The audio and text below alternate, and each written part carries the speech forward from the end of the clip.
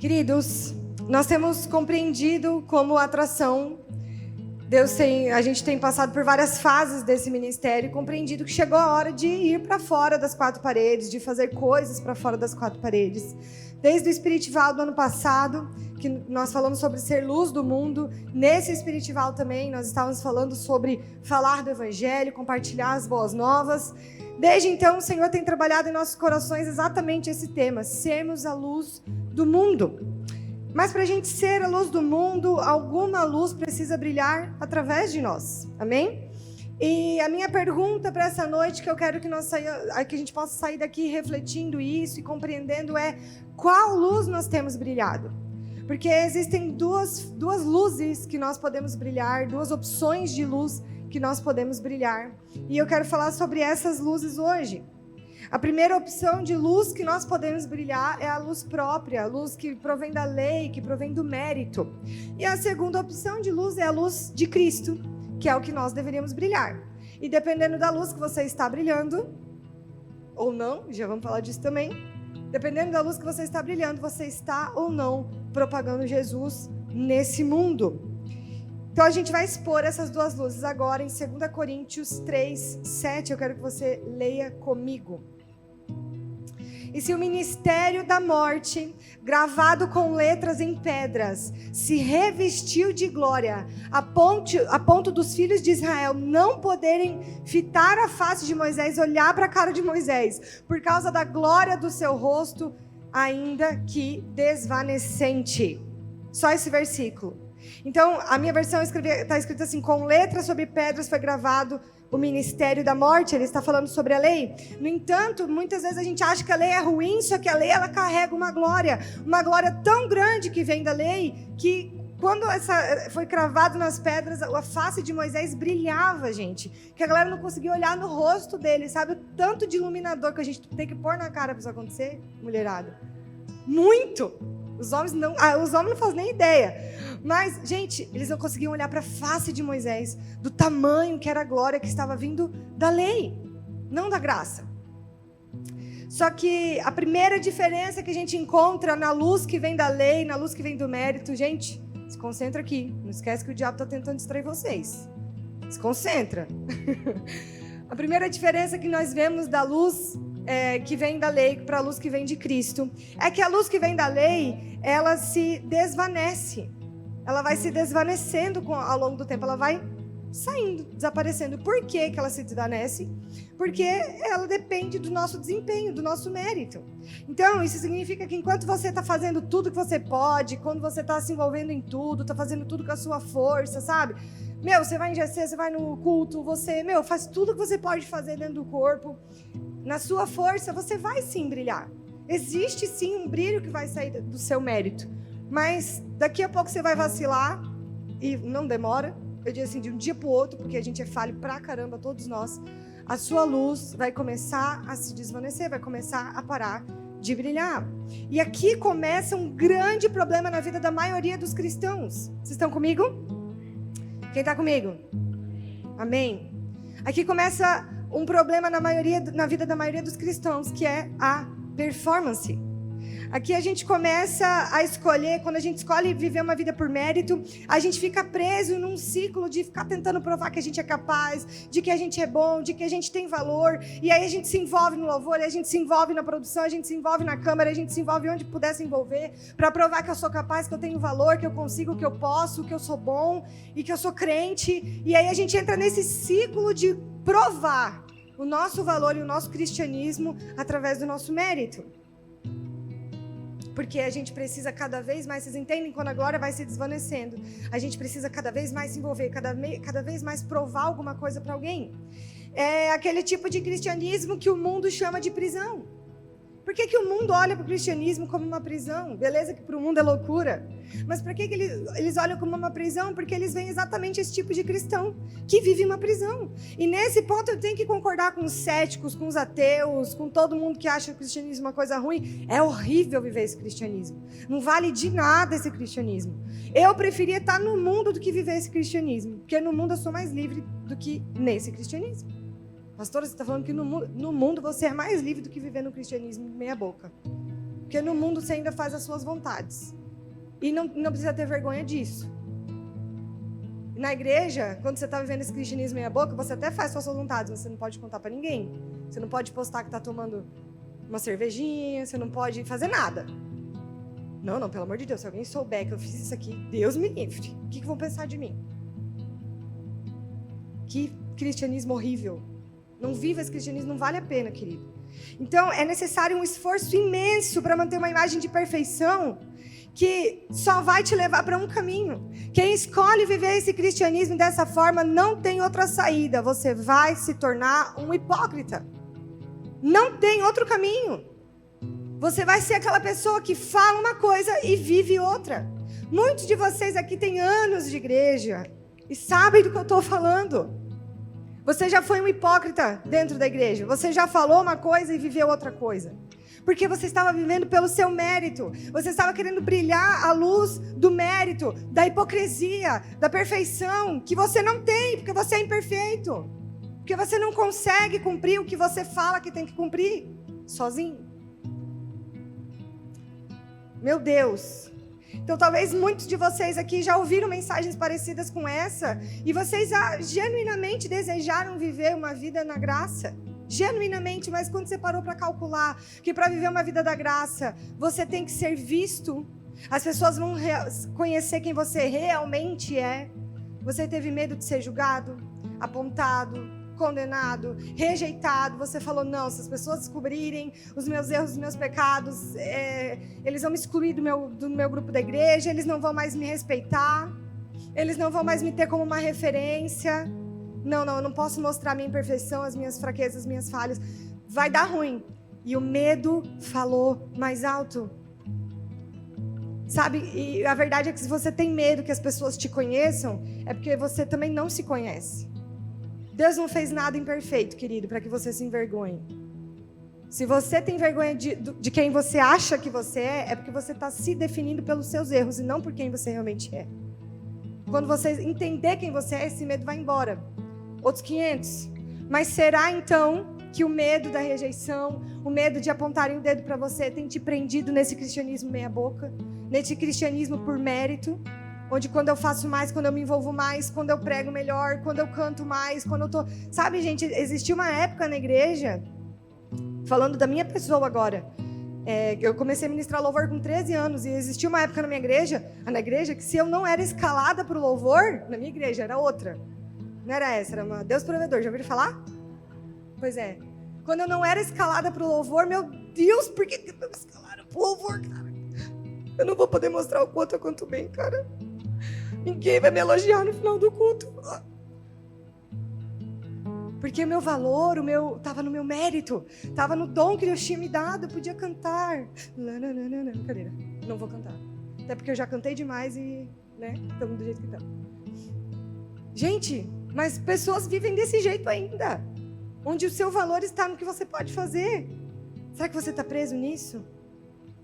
Tem pessoas aqui também, e agora talvez vai doer um pouco mais, talvez você nem sabia, nem percebia que você estava sendo assim, que quando percebem que a glória vai ser só de Jesus, que você não vai ser mais aplaudido, que não é você que vai ser aplaudido, que não é, talvez você vai se esforçar pra caramba e ninguém vai reconhecer o seu esforço. Talvez, você vai se envolver muito e ninguém vai te falar, parabéns, querido, tu cantou no louvor. Tem gente que quando percebe, viver a graça é isso, gente. Tem gente que não quer dividir a glória com Jesus. Mas sabe de uma coisa? Ele também não quer dividir a glória com ninguém. Ou a glória é sua, ou a glória é dele. E tem gente que quando percebe isso, o ego grita. Não, eu sei, eu faço, deixa as pessoas me aplaudirem, deixa as pessoas verem quanto eu sou bom. Olha só, a Júlia, por exemplo... Não, brincadeira, a Júlia tá te zoando. Tô zoando! Você quer tirar uma foto linda, maravilhosa? Tem uma coisa pra contar, brincadeira, não. Próxima vez vai ser assim, tá bom? Só pra vocês entenderem, brincadeira. Então, gente, tem pessoas que não conseguem dar a glória para Jesus. Inclusive, tem gente que não aceita e não vive a graça. Não é porque não entendeu. Lá no início, quando a gente começou a pregar de graça, a galera ficava, mas eu não entendi direito esse negócio da graça. Como assim? Não é mais pelo meu mérito. Como assim eu não sou salvo pelo que eu faço ou deixo de fazer? Como assim os pecados foram perdoados? Então tem gente que ela não aceita e não vive a graça, não porque não entendeu, mas porque vai perder o posto de centro da sua própria vida para Jesus. Ela não quer deixar de ser o centro da própria vida. Ela não quer deixar de parar de olhar para o próprio umbigo. Ela não quer que Jesus mande na vida dela, que Jesus fale e termine esse relacionamento. Ou que Jesus fale e entra nesse relacionamento. Já tem gente que eu conheço que não queria namorar e Deus não entrar. Eu sei que você está esperando isso, né? Ô, Jesus, manda eu entrar no relacionamento, Jesus. Eu sei. É mais raro, porque geralmente a gente já está colocando essa área da nossa vida no lugar de Jesus. Aí geralmente é mais raro isso aí. Gente, tem gente que não quer trocar o centro da sua vida por Jesus. Quer ser o seu próprio centro. Então, será que o seu ego tem te aprisionado nesse cristianismo legalista também? É sim uma prisão, porque não dá para ser feliz desse jeito. Sabe? E a glória da hipocrisia, ela resplandece uma luz, ela tem uma luz, mas essa luz passa mensagens erradíssimas sobre Deus para as pessoas. A luz da hipocrisia passa mensagens erradas sobre Deus. Ela coloca você no centro e quando você menos espera, você está mentindo com a sua forma de viver. Veja bem, você não está mentindo com palavras. Você está mentindo sobre Deus com a forma que você vive. E eu vou explicar isso para você lá em 2 Coríntios também. Capítulo 3, versículo 13 e 14. Olha o que acontece. E não somos como Moisés, que punha um véu sobre a face, para que os filhos de Israel não atentassem na terminação do que se desvanecia. Mas os sentimentos deles se embotaram, pois até ao dia de hoje, quando fazem a leitura da antiga aliança, o mesmo véu permanece, não lhes sendo revelado que em Cristo é removido. Eu vou ler a versão que eu tenho aqui, que ela é um pouco mais fácil de vocês entenderem, tá? Não somos como Moisés, que se cobria com um véu sobre a face para que os filhos de Israel não percebessem que o resplendor em seu rosto estava se dissipando. Então Moisés, ele colocou um véu para ninguém perceber que a glória estava indo embora. E por isso, porque Moisés fez isso, a mente dos israelenses se fechou, pois até hoje o mesmo véu permanece quando é lida a antiga aliança. Não foi retirado porquanto é somente em Cristo que ele pode ser removido. Então, trazendo para os dias de hoje, querido, Moisés escolheu viver com uma máscara. Para que ninguém percebesse que ele era só um ser humano normal, que nem todo mundo. Ele resolveu usar uma máscara. Então, o povo tinha visto a face de Moisés brilhar loucamente com a luz da glória, com a glória da lei e tal. E daí Moisés percebeu que estava se desvanecendo essa luz. Então ele colocou o véu. Todos acostumados aqui com o versículo. Então ele colocou o véu. Então aquelas pessoas olhavam para Moisés com o véu, elas não faziam ideia que por debaixo a glória já tinha acabado, já tinha ido embora, já tinha se desvanecido. E qual é a primeira mentira que a gente conta para o mundo quando a gente escolhe brilhar essa luz que desvanece, e a gente escolhe viver com máscaras dessa forma? É que primeiro Deus não é para todos e que Ele tem favoritos. Então as pessoas, elas olham para a nossa santidade, porque um dia elas viram essa santidade e depois daquilo a gente começou a usar uma máscara. Então elas olham para a nossa santidade e elas dizem ali, ó, perfeita, ela não erra nunca. É claro que Deus vai amar ela. Essa menina é santa. Vocês viram que ela ajuda até velhinha a atravessar a rua, gente? Pelo amor de Deus. Eu não tenho paciência para ajudar a velha a atravessar a rua. A pessoa falando, tá? Eu tenho, pelo amor de Deus. Gente, então ela olha para você e fala que aquela pessoa é perfeita. Ela é incrível. É claro que Deus ama ela. É claro que Deus não tem como me amar. Porque eu erro demais. Eu sou muito falho. Sendo que se ela visse por debaixo dessa máscara que você está usando, ela iria ver um pecador tão necessitado do perdão e da salvação de Cristo quanto ela. Ela ia se olhar no espelho e ela ia ver, cara, nós somos iguais, então se Deus pode te amar, Ele pode me amar também. Mas a gente prefere ser santo, a gente prefere mostrar o quanto a gente é bom para as pessoas. Não, eu leio a Bíblia todos os dias. Vocês entenderam o que eu estou dizendo? Não vou nem dar mais exemplos que estão ligados. Então, outra mentira, ou talvez até efeito colateral que a gente causa nas pessoas quando a gente usa máscaras, escolhe brilhar a luz da lei e não a luz de Cristo. Meu Deus, é que elas não conseguem, presta atenção, elas não conseguem conhecer Deus além do que a gente apresenta. Você já deve ter ouvido aquela frase que nós somos Bíblias ambulantes. Que tem gente que nunca vai ler uma Bíblia, mas ela lê a sua vida. Quem já ouviu isso? E é uma pura verdade, nós somos cartas vivas de Cristo. Quando as pessoas olham para nós e a gente se diz cristão, é isso que elas vão ler de Jesus. E a Bíblia é a verdade que vai transformar a vida da pessoa, que vai libertar a mentalidade daquela pessoa, mas ela olha para você, ela só vê esse santarrão, ela não vai conseguir ir além disso. Ela não vai conseguir conhecer Deus além do que você está apresentando para ela. Mesmo que elas queiram um Salvador, elas não conseguem se aprofundar em Deus, porque elas só tiveram acesso a Deus através de nós, seres humanos egoístas e mentirosos, que escolheram viver uma vida para si. E é esse Deus que ela está encontrando. Um Deus de favoritos. Um Deus que julga, que aponta. Um Deus que não é para todos. Mas esse não é o nosso Deus. Gente, é como a gente leu lá no versículo 14. Até hoje, e a gente sabe disso. Até hoje os judeus, eles não conseguem compreender quando eles vão ler a palavra, quando eles vão ler a lei. O véu cobre os corações deles. A única coisa que podia libertar eles disso, eles não conseguem ter acesso, porque quando eles vão ler, o véu cobre o coração deles. Eles não conseguem encontrar Jesus nas Escrituras. O nosso Jesus, o nosso Messias que já veio, eles não conseguem encontrar Jesus nas Escrituras por causa de um ato ridículo de Moisés. A Bíblia é cara, foi por causa disso que o véu agora está no coração deles. Querido, que luz você tem brilhado? Será que você está colocando véu no coração das pessoas? Será que você está impedindo as pessoas de conhecer o verdadeiro Deus também? Quando elas te leem, quem que elas encontram? Elas leem Moisés ou elas leem Jesus? Elas encontram a lei ou elas encontram a graça? Você já conheceu histórias, com certeza tem alguém aqui que demorou muito tempo para vir para a igreja, que poderia ter vindo muito antes, mas porque conheceu um crente nojento no meio do caminho, um crente acusador, que escolheu brilhar a própria luz. Essa pessoa demorou muito para vir para a igreja. Alguém conhece alguém assim? Você pode estar sendo esse crente que está afastando as pessoas de Deus. Você é a luz do mundo, isso a gente sabe, mas qual luz você está brilhando? Será que a gente está disposto a abrir mão da nossa glória para brilhar a luz de Cristo? Parece uma resposta tão simples, né? Claro que eu estou disposto, pastor, óbvio. Mas então você tem que hoje escolher começar a viver pela graça e não pelo seu próprio mérito. Sabe o que isso significa? Significa exatamente o que eu falei agorinha. Não esperar quando eu descer aqui do púlpito que alguém venha me dizer parabéns, a mensagem foi incrível, nossa, eu amei.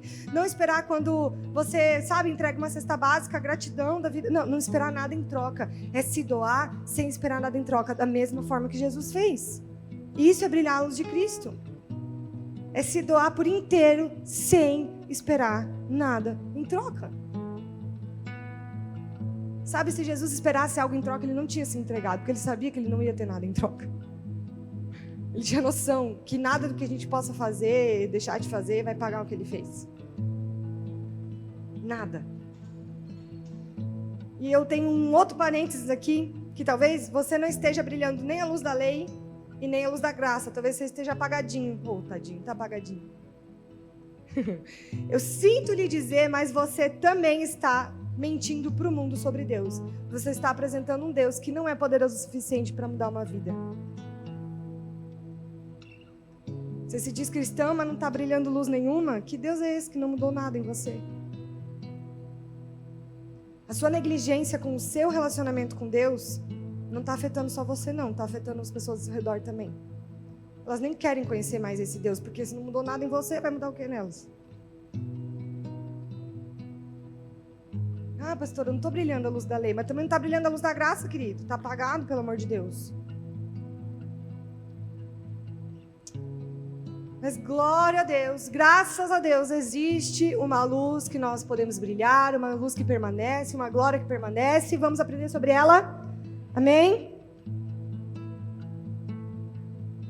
Glória a Deus.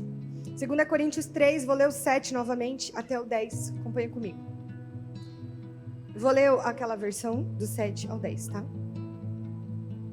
E se o ministério da morte, gravado com letras em pedras, se revestiu de glória a ponto de os filhos de Israel não poderem fitar a face de Moisés por causa da glória do seu rosto, ainda que desvanecesse, como não será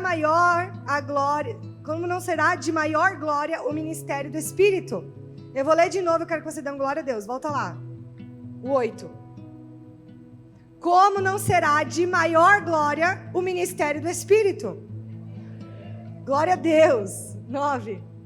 Porque se o ministério da condenação, a lei, aquilo que Moisés escreveu, foi glória, tá certo? Foi glória. Em muito maior proporção será glorioso o ministério da justiça. Porquanto, na verdade, o que outrora foi glorificado nesse respeito, já não resplandece diante da atual sobreexcelente glória. A minha versão do versículo 10 diz: porquanto o que no passado foi glorioso, falando da glória da lei, da glória de Moisés, agora não tem o mesmo esplendor, quando comparado com essa glória insuperável. Então, quando a gente compara essa glória, gente, que a gente acabou de ler, que não dava para olhar para a cara de Moisés, Thalita. Não dava para olhar para a cara dele de tanto que ele brilhava de glória. Essa mesma glória, não dá nem para comparar com a glória da lei, da graça, com a glória do Espírito. Olha o tamanho da glória que eu e você podemos carregar, onde ela não pode alcançar. Então, a primeira vantagem, ou a primeira grande coisa de brilharmos a luz de Cristo é que ela alcança muito mais pessoas. Ela vai muito mais longe. Sabe, você está brilhando aqui, você acha que está alcançando só aqui ao seu redor? Não, quando nós brilhamos a luz de Cristo, a gente alcança muito além. A nossa própria luz, ela é como uma vela dentro de um quarto escuro. Quando a gente brilha a luz de Cristo, é como se a gente fosse um farol em alto mar. Vocês conseguem entender a diferença? Quando tem pessoas perdidas em alto mar, o farol não está nem perto deles, está longe. Mas elas estão procurando refúgio, elas estão procurando onde tem salvação, onde eu posso ancorar para não morrer aqui nesse mar. E elas encontram o farol, ele está longe pra caramba, mas elas conseguem ver ele. Talvez alguns de vocês aqui já alcançaram pessoas que você não sabia nem o nome, longe pra caramba. Mas você estava brilhando a luz de Cristo. Querido, será mesmo? A gente tem que ter noção que quando a gente escolhe não brilhar a luz de Cristo, tem pessoas que poderiam estar aqui agora. Agora, nesse exato momento, escutando isso aqui, recebendo mais de Deus, mas a gente escolheu brilhar a nossa própria luz. Será que a gente tem algo melhor para oferecer para as pessoas do que Jesus? Será que eu e você temos algo mais precioso do que o que Jesus tem para oferecer? Quando é que a gente vai parar de viver para o nosso umbigo? Mas para amar o próximo como Jesus mandou. E o primeiro passo para isso é morrer, é matar o nosso ego, morrer para nós mesmos e viver para Jesus. É o primeiro passo para brilharmos a luz de Cristo. Isso é ser a luz do mundo. E para deixar bem claro aqui para vocês, queridos, eu não estou falando que escolher brilhar a sua própria luz significa que você se acha. Não, eu me acho. Eu tenho uma luz própria e eu vou brilhar minha própria luz. Não, você escolhe brilhar a sua própria luz simplesmente quando você não escolhe viver Jesus. Aí você já está escolhendo brilhar a sua própria luz. Quando você não escolhe morrer para si mesmo e viver para Cristo, você já está escolhendo brilhar a sua própria luz. Versículo 11. Põe para nós. Porque se o que se desvanecia teve sua glória, muito mais glória tem o que é? O que é? Permanente. A glória de Cristo não tem fim, queridos, porque Ele pagou o preço mais caro de todos. A nossa glória, ela vai desaparecendo. Mas a glória de Cristo não tem fim. Isso significa, veja bem, que eu não preciso ter medo de não conseguir, de não ser perfeito, de ser falho, porque Jesus é perfeito. Porque Jesus não falha. E é tudo sobre Ele. Então eu não tenho mais o peso da perfeição nas minhas costas, eu não tenho mais o peso de não falhar, de fazer tudo certo, de me esforçar, sabe, de me matar até o ponto de sair da igreja que eu não aguento mais. Quanta gente sai da igreja porque não aguenta mais? Não aguenta mais porque você está fazendo a sua força e não em Jesus. Eu não preciso mais me preocupar com isso, porque Jesus é perfeito, porque Ele não falha e a luz é dEle, eu só vou resplandecer a luz dEle. Por isso que onde o Espírito de Deus está, ali há. Por quê? Porque agora eu sou livre para ser simplesmente um pecador que precisava de salvação como todo mundo. Sou livre para ser simplesmente alguém que necessita de Jesus como todo mundo. A diferença é que Jesus me encontrou primeiro. Sabe, amigo da faculdade, Jesus me encontrou primeiro, mas Ele pode te encontrar também. Sabe, amigo do trabalho, eu sou falho, olha o tanto que eu erro, mas Jesus me encontrou e Ele pode te encontrar também. Sabe, pai, sabe, mãe, sabe, vizinho, eu não sou perfeito, vocês me conhecem, olha o quanto eu sou falho, mas Jesus me encontrou e Ele pode te encontrar também. Tá vendo como é muito mais fácil se relacionar com alguém que entende que é falho, que não precisa ser perfeito, que não precisa mostrar uma imagem de santarrão para ninguém? É muito mais fácil apresentar Jesus dessa forma. Sendo assim, versículo 12, coloca lá, vou ler aquela versão. Tendo, pois, tal esperança, servimos-nos de muita ousadia no falar. Uau! Aqui está o segredo para a gente ser a luz do mundo. Qual é essa esperança que está falando aqui, nesse meu versículo, é a qualidade de fé. Qual é a qualidade de fé que nos faz falar com ousadia sobre Jesus? E brilhar essa luz com ousadia. É o que a gente leu até agora, a fé de que a glória é de Cristo e que é tudo sobre Ele, que tem tudo a ver com Ele. Essa fé, essa qualidade de fé é o que nos faz ter ousadia. Ah, pastora, mas eu tenho vergonha de falar de Jesus, eu tenho vergonha de orar, e se eu orar pelo cura e a cura não acontecer? Ah, pastora, e se me zoarem quando eu falar que eu não faço sexo antes do casamento? Ah, pastora, e se... Sabe? E se eu tenho vergonha, eu não consigo? Porque você ainda está olhando para si. Você não está olhando para a glória de Cristo, você não está olhando para Ele, ainda é sobre você, não é sobre Jesus. O que nos dá ousadia para falar, o versículo foi claro. Aqui fala, expressamos muita confiança, naquela versão falou ousadia de falar. O que te dá ousadia de falar, querido, é a sua qualidade de fé. É quando a sua fé está em Cristo e não em você mesmo. Eu não estou falando aqui de pessoas que naturalmente são menos extrovertidas. Eu estou falando de ter medo de falar de um Deus que a gente sabe que é poderoso. E para a gente finalizar, eu quero falar com vocês sobre 2 Coríntios 3, 18. Se o louvor quiser subir, pode vir. E todos nós, presta atenção aqui, com o rosto desvendado, contemplando como por um espelho a glória do Senhor, somos transformados de glória em glória, na sua própria imagem, como pelo Senhor, o Espírito. Você quer viver pela graça de uma vez por todas, querido? Você quer ser luz do mundo? Você quer alcançar o perdido? Se permita ser transformado pela glória de Deus. Não só essa noite, mas durante toda a sua vida. Aqui ele está falando o seguinte, com a face descoberta. Porque Moisés cobriu a face, mas nós podemos olhar para Jesus com a face descoberta. A gente pode contemplar como por um material espelhado. O que é esse material espelhado, querido? É literalmente um espelho. Então quando a gente olha para Jesus, é como se fosse um espelho que nós damos glória e a glória volta e vira esse ciclo de glória em glória. Por isso que é de glória em glória, de glória crescente, porque nós vamos sendo transformados. À medida que a gente olha para Ele, a transformação não para. Sabe quando a transformação para? Quando a gente olha para o umbigo de novo.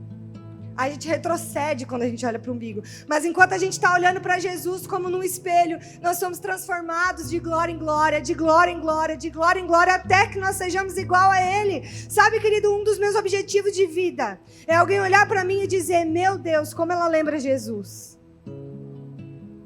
Eu não quero ser lembrada apenas como alguém que seguiu Jesus. Eu quero ser lembrada como alguém que parecia Jesus.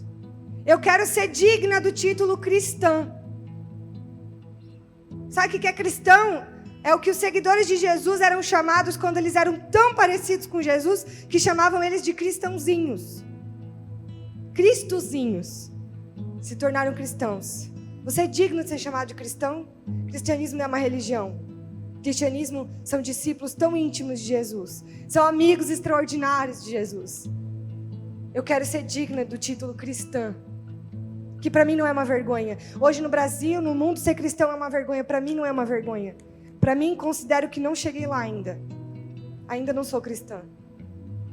Ainda não sou suficientemente parecida com Jesus. Ainda não brilho 100% a luz de Cristo na vida das pessoas. Esse é um dos meus objetivos de vida. Rapidamente, eu lembrei de uma aula que eu tive quando uma mulher, era uma das professoras, ela e o marido dela, eu nem lembro o que eles ministraram mais, faz muito tempo, qual era a aula que eles ministraram. Mas ela entrou na sala de aula com o marido dela e a gente não conhecia a história dela, a gente não sabia quem era, estava na hora do intervalo das aulas. E assim que ela entrou, gente, sem brincadeira, a turma começou a chorar. Não estava na aula. A gente estava no intervalo, comendo, tomando café e metendo bolacha para dentro, porque ia ter aula. Vocês têm noção? Conversando. De repente todo mundo começou a parar de conversar. Mano, o que eu tô sentindo? E começamos a chorar. E eu olhava para aquela mulher e eu não conseguia parar de chorar. E parecia que eu estava vendo Jesus. Eu falei, gente, Jesus entrou na sala. Ela é Jesus, eu tenho certeza. Jesus se encarnou e ele agora está como mulher aqui na sala. E ela é Jesus, eu tenho certeza. Eu tinha certeza que eu estava olhando para Jesus. Meu Deus, que experiência doida. Eu nunca vou esquecer dessa experiência. Depois ela foi contar o testemunho dela, que ela tinha só morrido e ressuscitado, coisa leve. Quem nunca, né? Eu, semana passada, morri e ressuscitei. Falei, Deus, eu vou pregar na atração. Eu preciso pelo menos morrer e ressuscitar para ter uma autoridade para pregar na atração de novo, pelo amor de Deus. Gente, aquela mulher tinha morrido e ressuscitado, ela tinha tido experiências absurdas com Jesus. E quando ela voltou dos mortos, Jesus falou para ela, não, você ainda tem coisa para cumprir. Na verdade, você morreu, faz parte do projeto, você vai voltar. E explicou para ela, ele contou para ela que dia que ela ia morrer de verdade. Ele contou todos os dias da vida dela. Gente, que eu não daria para saber todos os dias da minha vida, para fazer valer a pena cada dia? O que vocês não dariam, gente? A verdade é que a gente não sabe todos os dias, mas a gente tem dias contados também. E aquela mulher, ela não viveu mais nenhum dia sem que valesse a pena. Ela sabia o dia que ela ia morrer, ela sabia o que ela tinha que cumprir. E ela falou, gente, não vale a pena não viver com Jesus. Todos os dias eu preciso viver 100% para Ele. E ela carregava Jesus para onde ela ia.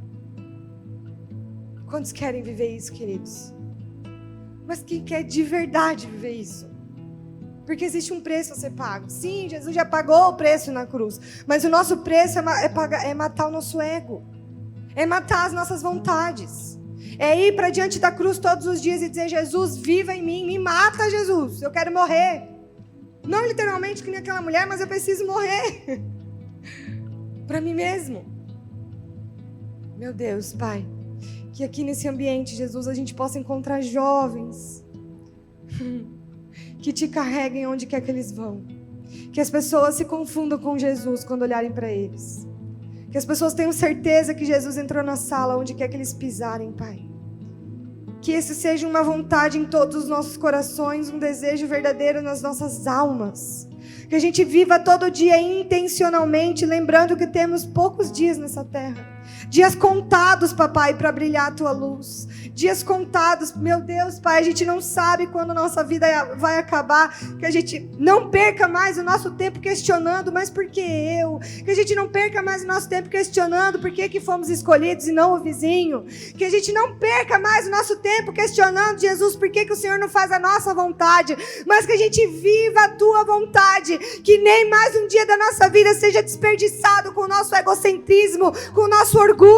Em nome do Senhor Jesus, que nem mais um dia da nossa vida seja desperdiçado para querer realizar nossos próprios sonhos, Pai. Mas que a gente viva como Jesus para cumprir o que o Pai deseja. Que a gente caminhe como Jesus para realizar o que o Pai almeja. Em nome do Senhor Jesus, eu declaro que daqui sairão jovens que irão ser confundidos com Jesus, que irão levar Jesus verdadeiramente onde quer que eles vão, papai. Que a gente seja de fato luz do mundo. A luz de Cristo possa resplandecer através de nós. Que a gente possa ver, papai, sinais e maravilhas acontecendo. Não porque a gente jejuou demais, não porque nós somos incríveis, mas porque o Senhor está brilhando através da nossa vida.